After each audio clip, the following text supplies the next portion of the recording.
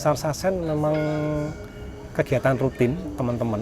Jadi untuk menghidupkan suasana di pameran biasanya teman-teman sudah banyak menjual ya perabotnya, ya kerisnya, ya dan lain sebagainya. Nah di situ kita punya kegiatan setiap awal bulan. Setiap awal bulan ini kita selenggarakan Pasar Sasen namanya, ya awal bulan. Tergantung situasi dan kondisi ya. Karena ini kebetulan kita pandemi, ya melihat situasi dan kondisinya. Kalau kondisi memungkinkan kita akan membuka Pasar Sasen.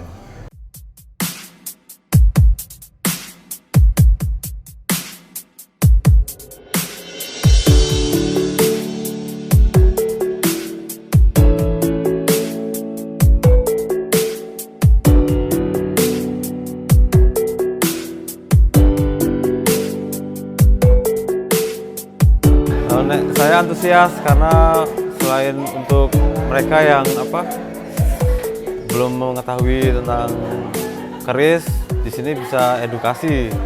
Seperti pengunjung tadi bertanya-tanya mengenai keris Jogja sama Solo kan bedanya ya ada gitu.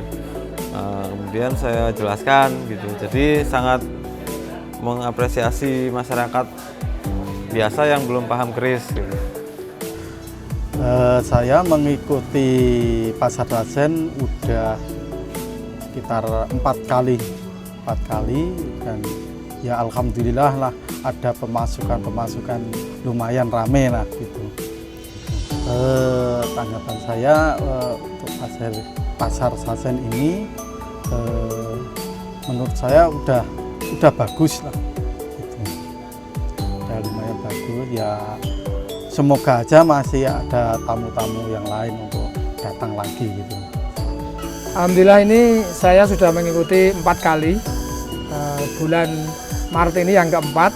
Kebetulan Pasar Sasen ini pasar di mana setiap bulan dari Largaksir memberikan suatu tempat di Omah Duwung Cangkringan Jogja bahwa kita sebagai seniman atau pebursa keris diberi tempat di Omah Duwung dan orang kebetulan sudah 4 kali ini dan alhamdulillah ada respon positif dari orang-orang yang dulunya belum mengerti keris ataupun pemerhati keris yang belum berani tampil, akhirnya mereka datang ke sini. Bahkan ini ada teman-teman dari luar kota, luar Jawa, bahkan dari Bali sudah merapat ke Omah Duwung ini untuk menghadiri Pasar Sasen ini. Kemudian dari masyarakat sekitar akhirnya juga mengerti bahwa ada kegiatan Pasar Sasen atau pasar bulanan di Omah Duwung ini. Mereka juga pada datang ingin melihat tentang apa itu sebuah keris, apa itu sebuah tosanasi dan bagaimana bentuknya, rupanya, seperti itu demikian.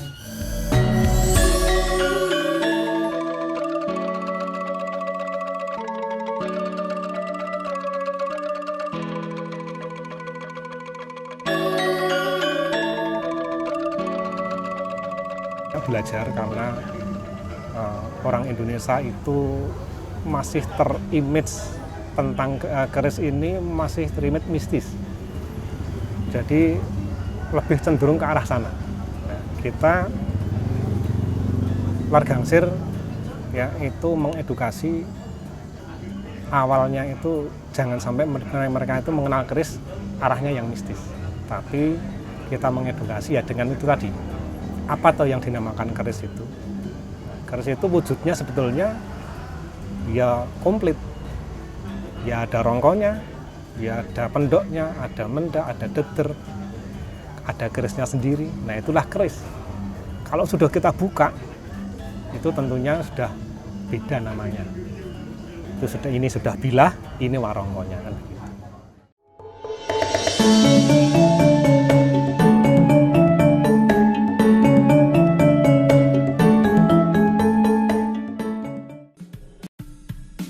Salah satu koleksi saya ini warangka Brangga Jogja kayu timoho, pendoknya kemalu merah. Ini ada perak-perakan, dedernya juga kayu kemuning dan ini perak dan ini salah satu koleksi saya seperti ini. Ini namanya dapur Parung Sari. Hampir sama sengkelat itu, perbedaannya hanya satu. Di sini ada lambe gajahnya 2 ini ada sogokannya 2. Ini Parung Sari ini ada sogokan 2, hampir sama dengan keris sengkelat Damang Kajang. Nah, ini perkiraan era Senopaten, Mataram Senopaten gitu Mas. Untuk pamornya ini masuknya Pulau Teto gitu. Filosofi Pulau Teto kalau saya itu, menurut saya itu untuk kerezekian, dan dapur ini menurut saya itu untuk kewibawaan juga bagus, filosofinya seperti itu. Kebetulan saya membawa ini sebuah keris. Ini kebetulan namanya Rongko Ladrang Branggah Solo, Branggah Jogja maaf. Ini Branggah Jogja. Kemudian ini pendoknya pendok Bunton. Kebetulan ini salah satu favorit saya. Nah di sini ini namanya Lok 13. Ya karena berpamor seperti ini atau berdapur seperti ini namanya dapur Johan Mangankala. Yang artinya bahwa dapur 13 ini untuk ke-13 ini merupakan era masa zaman Senopaten akhir atau awal Sultan Agung. Nah, kita tahu dari pamornya sangat bagus karena ada meteornya, detail-detailnya seperti ini ya, seperti inilah salah satu koleksi saya yang saya senangi karena ini era Senopaten akhir atau awal Sultan Agung. Disebut dapur Johan Mangankala. Pamornya beras putih.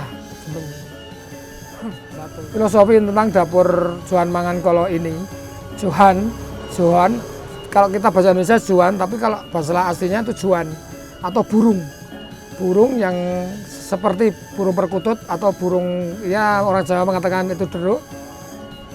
Johan Mangankala, mangan itu makan, kala itu binatang-binatang yang berbisa. Jadi filosofi dari keris ini, seseorang doa dari empu ini memiliki ini bisa menetralisir atau menghindari pemilik ini dari entupan atau barang-barang yang berbahasa negatif atau seperti ingin meracuni atau membuat orang itu sakit. Insya Allah dengan karsa Tuhan dan empu ini bisa menjaga si pemilik ini supaya eling dan waspada. Nah untuk pamor beras utah, seperti beras yang utah itu berarti jatuh atau semebar atau dalam bahasa Indonesia tersebar, itu ibaratnya yang beras selalu tersebar. Jadi beras ini merupakan lambang sebagai kerezekian. Jadi kita sebagai manusia Jawa, makhluk Jawa ini kebetulan tinggal di adat budaya Jawa, beras merupakan suatu rezeki. Yang menyebar itu berarti memberi. Insya Allah dengan pusaka ini, Insya Allah memaringi kita permintaan rezeki dan bisa memberikan kepada orang lain sumbangsi berupa rezeki berupa materi atau apapun juga seperti itu. Saya ingin memperkenalkan pusaka era Mangkunegaran. Ini tinggalan kebetulan dengan pamor bonang serenteng, dedernya gading, Rongko Timoho. Kebetulan ini orisinilan, belum pernah diwarangi. Selutnya perak, meripatannya ini intan. Ini kebetulan tinggalan dari terah keluarga Mangkunegaran. Kalau bonang serenteng itu untuk pamerkan. Pamerkan itu pesanan khusus. Biasanya dulu senopati atau apa kan. Jadi untuk kepentingan tersendiri. Dan biasanya itu pembuatannya dengan teknik yang sangat sulit karena pamerkan itu kan kemudian di era Pakubuwono toh dari wojonya juga terlihat gagah toh, beda dengan keris Jogja. Keris-keris Pakubuwono itu identik dengan wojonya yang dan sandangannya pun gagah.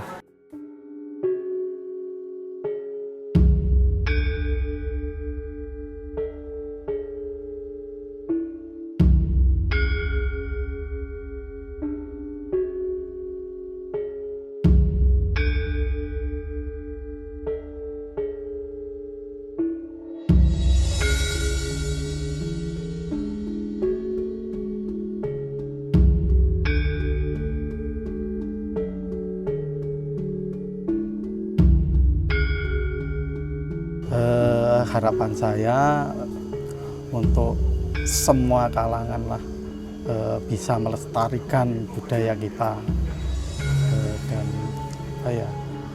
lebih untuk berkembang lagi dan berkembang lagi gitu. Untuk pasar Sasen yang ke depan ini kita mencoba untuk lebih luas lagi. Kemungkinan dari Largarsir akan mengadakan ekstra outdoor ataupun izin tempat di mana lokasi tersebut kemungkinan akan masuk ke lebih dekat dengan masyarakat yang ada di kota ataupun di pinggiran, jadi bisa ke tempat yang tengah. Bahwa Pasar Sasen ini biar dikenal masyarakat luas di Jogja, terutama Kabupaten Sleman, untuk mereka orang-orang yang pengen mengetahui tentang apa itu keris, apa itu tusan aji, bisa terakomodasi atau tidak terlalu jauh seperti di Omaduong, seperti ini. Dengan demikian bahwa kita sebagai putra Ibu Pertiwi Nusantara ini atau yang berada di Jawa ini tetap memelihara budaya leluhur kita. Banyak sekali pengaruh-pengaruh yang mengatakan bahwa keris adalah mempunyai yang pada takut, pada ngeri. Tapi selama-kelamaan kita jelaskan bahwa pusaka atau keris ini ternyata tidak seperti yang mereka kira dan memang patut untuk dilestarikan. Harapan kita juga pada anak-anak SD, SMP, SMA nanti lambat laun juga kita akan memperkenalkan ke sana. Tentunya juga dengan edukasi yang sangat bisa mereka pahami. Ya, jadi mungkin kalau anak SD kan nggak mungkin kita akan menyampaikan dengan detail, ya, cuman wujudnya saja dengan pakaiannya. Nah ini edukasi ini yang harapan kita nanti bisa diterima di masyarakat dan teman-teman perkerisan pun juga saya yakin pasti akan mendukung.